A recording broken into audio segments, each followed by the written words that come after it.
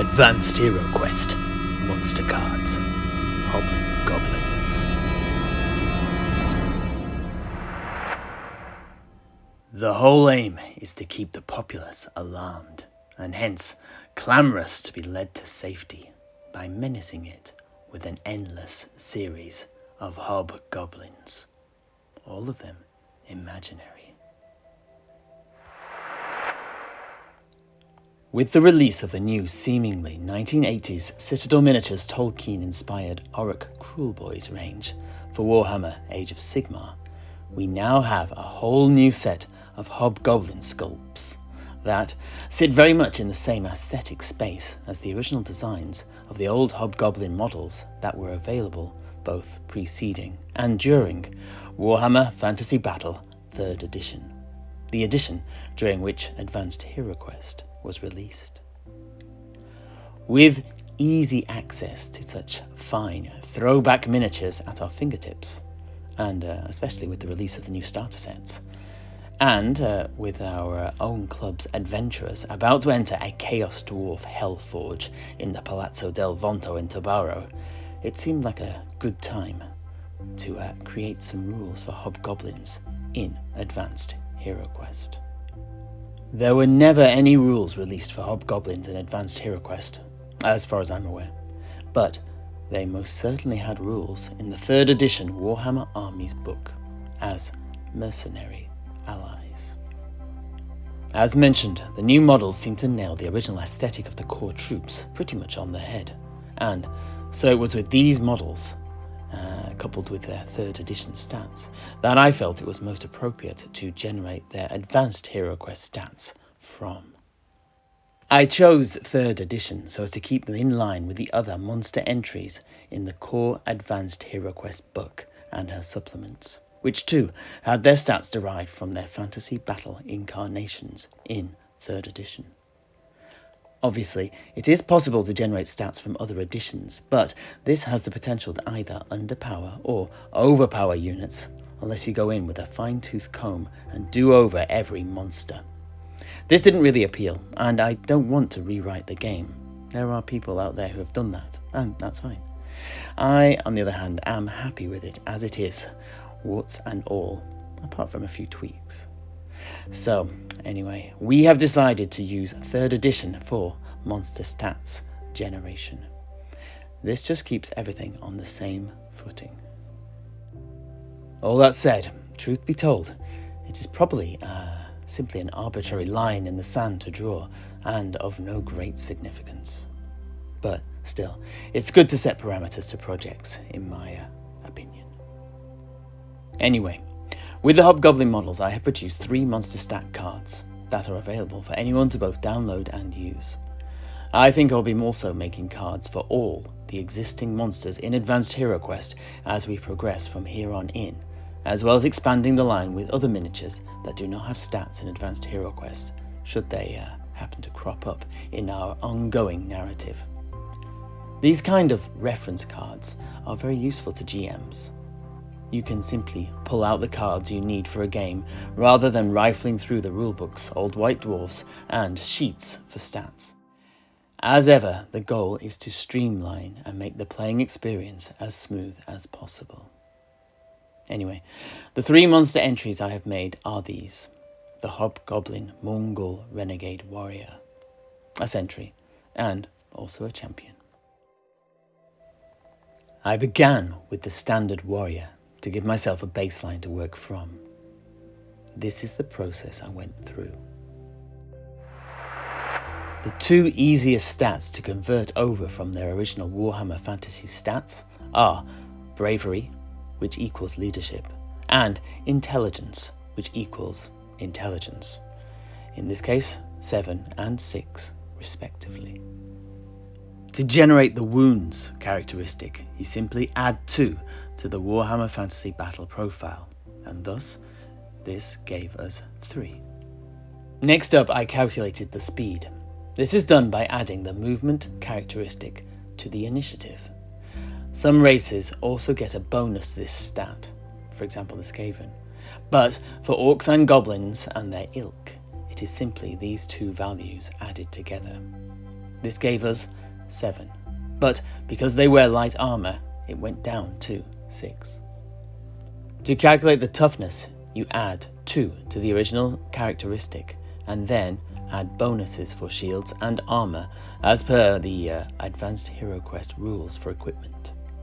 In this case, 4 became 6, and then I added 1 for their armor, giving 7.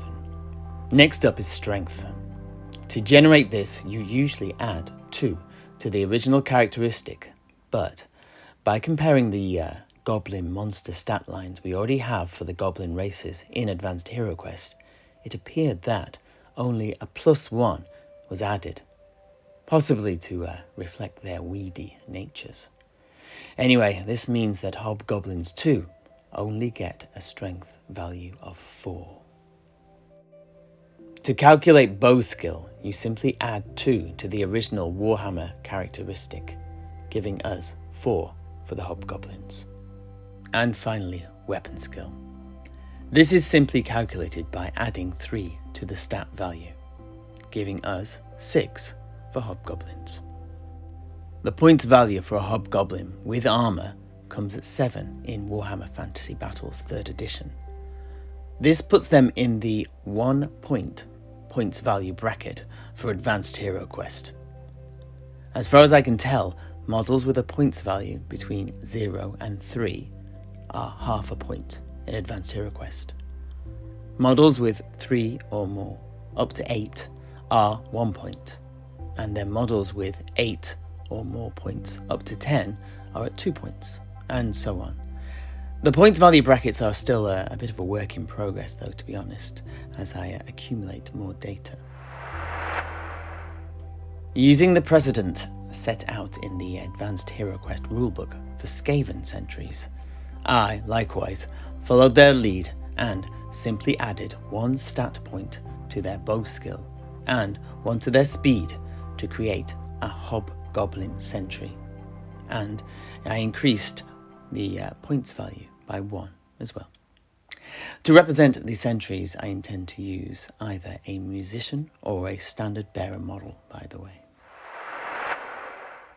For the champion model, I again followed the lead taken by the Advanced Heroquest Skaven monster stats and added a pip of weapon skill and increased the points value by 1.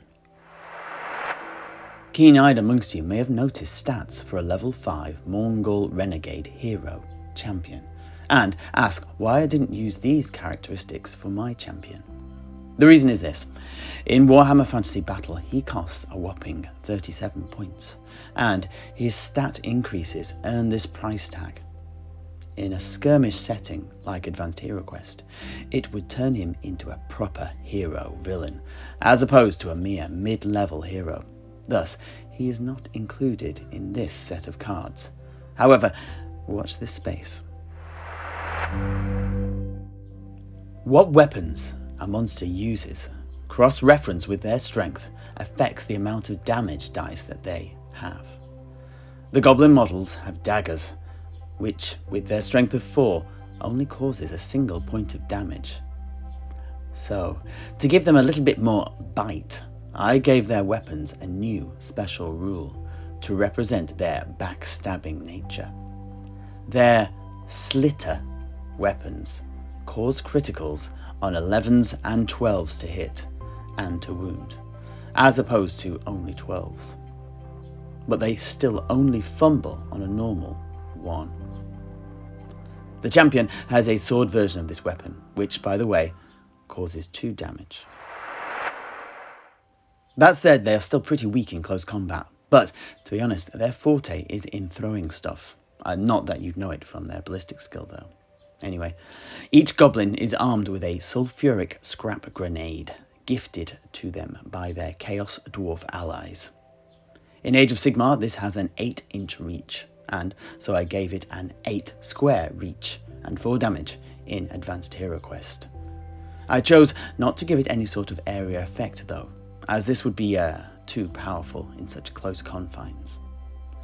And with that, the monster stats were complete. For ease of use, I have turned these 3 cards into bespoke reference cards, and there's a link to them in this video's description. Each has a back, so simply print off the sheet, fold it in half, glue it together, and if you wish, you may also laminate them. This is what we have done.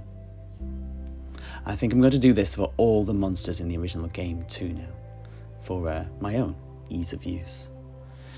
Keep your eyes on the channel for more cards from here on in, if this interests you. Okay, now, lastly a word on the logarithm I used. Well, the simple calculations I used. I'm not 100% certain that this is the right way of doing it. However, it seemed to work for the 3rd edition stats.